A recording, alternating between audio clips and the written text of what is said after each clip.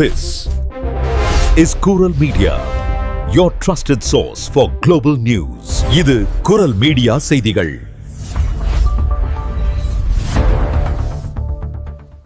இது குரல் மீடியாவின் இன்றைய பிரதான செய்திகள். செய்திகளை வாசிக்கும் நான் கோகுலநாதன் தமிழினி. முதலில் தலைப்புச் செய்திகள்.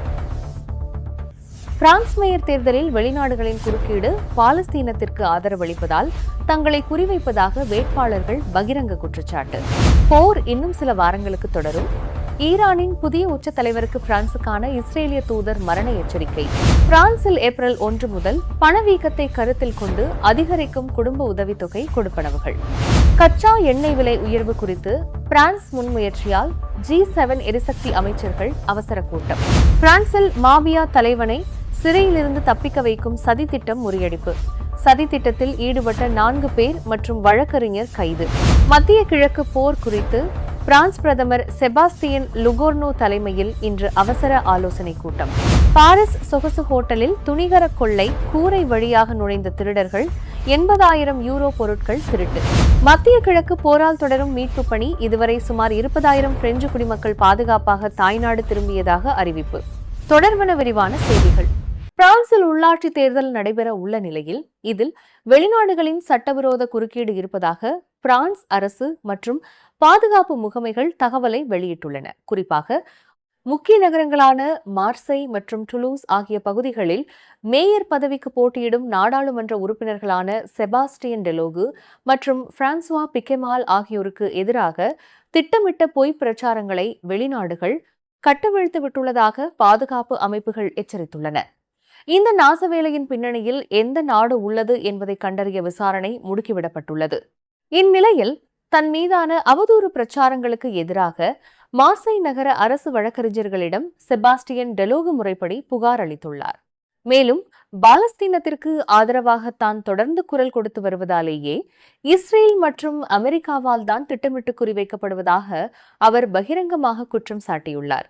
அதேபோல மற்றொரு வேட்பாளரான பிரான்சுவா பிகேமால் இந்த சதி செயல்களில் ஈடுபடுவோரை உடனடியாக கண்டறியுமாறு நீதித்துறையை வலியுறுத்தியுள்ளார். மேலும் இஸ்ரேலிய வலதுசாரி குழுக்களால் தாங்கள் இவ்வாறு குறிவைக்கப்படுவது இது முதல் முறையல்ல எனவும் அவர் சுட்டிக்காட்டியுள்ளார். இஸ்ரேல் மற்றும் ஈரான் இடையிலான போர் உச்சக்கட்டத்தை எட்டியுள்ள நிலையில் இந்த போர் இன்னும் சில வாரங்களுக்கு தீவிரமாக தொடரும் என பிரான்சுக்கான இஸ்ரேலிய தூதர் ஜோஷுவா சார்கா திட்டவட்டமாக தெரிவித்துள்ளார். இன்று காலை பிரபல பிரெஞ்சு செய்தி ஊடகத்துக்கு அளித்த சிறப்பு செவ்வியில் அவர் இதனை உறுதிப்படுத்தியுள்ளார். இந்த போரின் தொடக்கத்திலேயே இது சில வாரங்கள் வரை நீடிக்கும் என நாங்கள் கணித்திருந்தோம். எங்களின் அந்த ஆரம்பகட்ட நிலைப்பாட்டில் தற்போது வரை எவ்வித மாற்றமும் இல்லை. இன்னும் சில வாரங்களில் எங்களின் இலக்குகள் முழுமையாக எட்டப்படுவதை நாங்கள் உறுதிப்படுத்துவோம் என அவர் திட்டவட்டமாக தெரிவித்துள்ளார். மேலும் இந்த பேட்டியின் போது ஈரானின் புதிய உச்ச தலைவராக பொறுப்பேற்றுள்ள மொஜ்தபா காமெனிக்கு இஸ்ரேல் தூதர் பகிரங்கமான மரண எச்சரிக்கை ஒன்றையும் விடுத்துள்ளார். புதிய தலைவரான அவர் தனது தந்தை எடுத்த அதே இஸ்ரேல் விரோத நிலைப்பாட்டை தொடர்ந்து முன்னெடுத்தால் இஸ்ரேலால் குறிவைத்து அளிக்கப்பட வேண்டியவர்களின் பட்டியலில் அவரும் நிச்சயமாக சேர்க்கப்படுவார் என ஜோஷுவா சார்கா ஆவேசமாக எச்சரித்துள்ளார். பிரான்சில் பணவீக்கத்தை கருத்தில் கொண்டு ஒவ்வொரு ஆண்டும் ஏப்ரல் 1ஆம் தேதி பொதுமக்களுக்கான கேஃப் உதவித்தொகைகள் மாற்றி அமைக்கப்படுவது வழக்கம். அந்த வகையில் இந்த ஆண்டிற்கான உதவித்தொகைகள் ஏப்ரல் 1 முதல் 0.9% அதிகரிக்கப்பட உள்ளதாக அதிகாரப்பூர்வமாக அறிவிக்கப்பட்டுள்ளது. கடந்த ஆண்டு இந்த உயர்வு 1.7% இருந்தது குறிப்பிடத்தக்கது.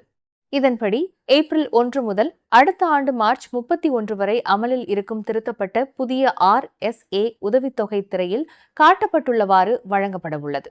மேலும் மாற்றுத்திறனாளிகளுக்கான உதவித்தொகை மாதத்திற்கு 9.3 யூரோக்கள் உயர்த்தப்பட்டு 1042.62 யூரோக்களாக அதிகரிக்கப்பட்டுள்ளது. அத்துடன் இந்த கல்வியாண்டிற்கான பள்ளிக்கூட உதவித்தொகையான ARS உயர்த்தப்பட்டுள்ளது.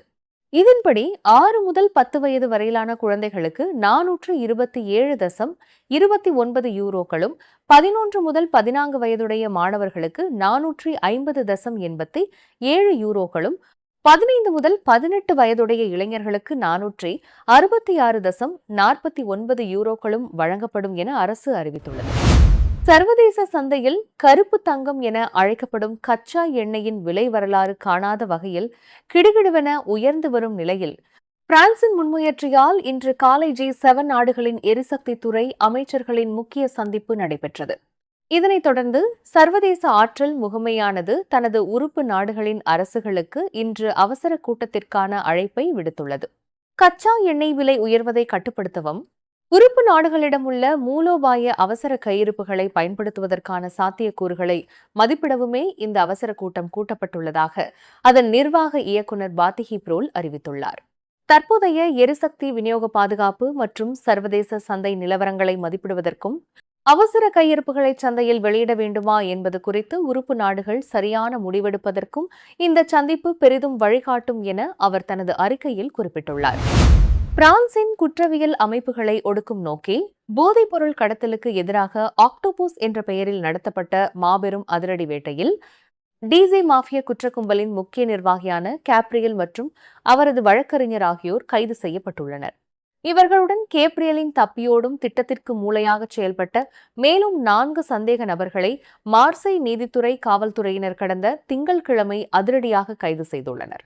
கடந்த ஆண்டு கூடையில் பஸ்டக்கலை பகுதியில் உள்ள வெண்டின்லவியில் உயர் பாதுகாப்பு சிறைக்கு மாற்றப்பட்ட கேப்ரியல் நள்ளிரவில் தனது வழக்கறிஞரின் எண்ணிற்கு அடிக்கடி தொடர்பு கொள்வதை வழக்கமாக கொண்டுள்ளார். ஆனால் அந்த வழக்கறிஞரின் தொலைபேசி எண் ரகசியமாக வேறு ஒரு எண்ணிற்கு திசை மாற்றப்பட்டு அதன் மூலம் சிறையில் இருந்தவாறே அவர் தனது உறவினர்கள் மற்றும் கூட்டாளிகளுடன் ரகசியமாக பேசி வந்தது விசாரணையில் கண்டுபிடிக்கப்பட்டுள்ளது. இந்த ரகசிய தொலைபேசி ஒட்டுக்கேட்பின் மூலம் ஒரு மாபெரும் சதித்திட்டம் அம்பலமாகியுள்ளது. அதாவது வரும் மார்ச் 23ஆம் தேதி எக்ஸன் பிராவன்ஸ் குற்றவியல் நீதிமன்றத்தில் நடைபெறவுள்ள வழக்கின் விசாரணையின் போது தெற்கு பிரான்சிற்கு அவரை பாதுகாப்பாக மாற்றும் வழியில் வைத்து தப்பிக்க வைக்க திட்டமிடப்பட்டிருந்ததை போலீசார் தொலைபேசி ஒட்டுக்கேட்பு மூலம் முன்கூட்டியே கண்டுபிடித்து இந்த தப்பியோடலை வெற்றிகரமாக முறியடித்துள்ளனர். தற்போது பிரான்ஸ் முழுவதும் 42 பேரை குறிவைத்து ஜென்டர்மேரி படைகள் நடத்திய இந்த ஆக்டோபஸ் நடவடிக்கை நிழலுலக குற்றவாளிகள் மத்தியில் கலக்கத்தை ஏற்படுத்தியுள்ளது.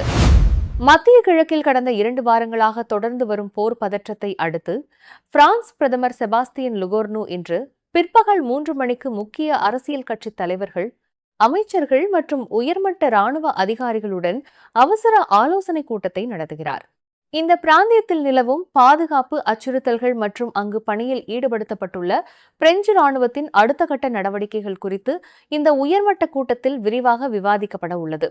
ஆயுதப்படைகளின் தலைமை அதிகாரி ஃபாபியன் மாண்டன் உள்ளிட்ட பல உயர்மட்ட பாதுகாப்பு அதிகாரிகளும் இதில் கலந்து கொண்டு நிலைமையை விளக்க உள்ளனர்.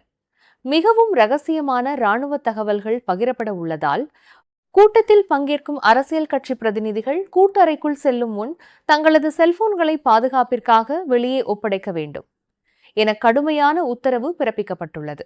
இந்த மிக முக்கிய ஆலோசனை கூட்டத்தில் உள்துறை அமைச்சர் லாரண்ட் நுனேஸ், வெளிவிவகார அமைச்சர் ஜீன் நோயல் பரோட் மற்றும் பொருளாதார அமைச்சர் ரோலண்ட் லெஸ்கியூர் ஆகியோரும் பங்கேற்கின்றனர். மேலும் செனட் தலைவர் ஜெரார்ட் லார்ச்சர் மற்றும் தேசிய சபை தலைவர் ஏல் பிரவுன் பிவட் ஆகியோரும் இதில் கலந்து கொள்ள உள்ளனர். மத்திய கிழக்கு போரின் தாக்கத்தால் உலகளவில் கச்சா எண்ணெய் விலை கடுமையாக உயர வாய்ப்புள்ளதால் உள்நாட்டில் எழும் எரிபொருள் விலைவாசி பிரச்சினைகள் குறித்தும் இதில் ஆலோசிக்கப்படலாம் என தெரிகிறது. இது தொடர்பாக எரிபொருள் வரியை உடனடியாக குறைக்க வேண்டும் என வலதுசாரி கட்சியான நேஷனல் ராலி கட்சியும், பெட்ரோல் விலையை கட்டுப்படுத்த அரசு நேரடி நடவடிக்கை எடுக்க வேண்டும் என இடதுசாரி கட்சியான லா பிரான்ஸ் இன்செசமிஸ் கட்சியும் கோரிக்கை விடுத்துள்ள நிலையில் பிரதமரின் இந்த கூட்டம் அரசியல் களத்தில் எதிர்பார்ப்பை ஏற்படுத்தியுள்ளது. பிரான்ஸ் தலைநகர் பாரிஸின் 8வது வட்டாரத்தில் அமைந்துள்ள புகழ்பெற்ற ராயல் மன்சோ சொகுசு ஹோட்டலில் கொள்ளை சம்பவம் நடந்துள்ளது. நேற்று நள்ளிரவு சுமார் 12:20 மணியளவில் வெளிநாட்டு சுற்றுலா பயணிகள் தங்கியிருந்த ஹோட்டல் அறைக்குள் புகுந்த மர்ம நபர்கள் 80,000 யூரோக்களுக்கும் அதிகமான மதிப்புள்ள ஆடம்பர பொருட்கள் மற்றும் ரொக்கப்பணத்தை கொள்ளையடித்துச் சென்றுள்ளனர். காவல்துறையின் முதற்கட்ட விசாரணையில் கொள்ளையர்கள் முதலில் ஹோட்டலின் கூரை வழியாக ஊடுருவி பின்னர் 6வது மாடியில் உள்ள பால்கனி வழியாக இறங்கி 608ஆம் எண் அறையின் கண்ணாடி ஜன்னலை வலுக்கட்டாயமாக உடைத்து உள்ளே நுழைந்தது கண்டுபிடிக்கப்பட்டுள்ளது.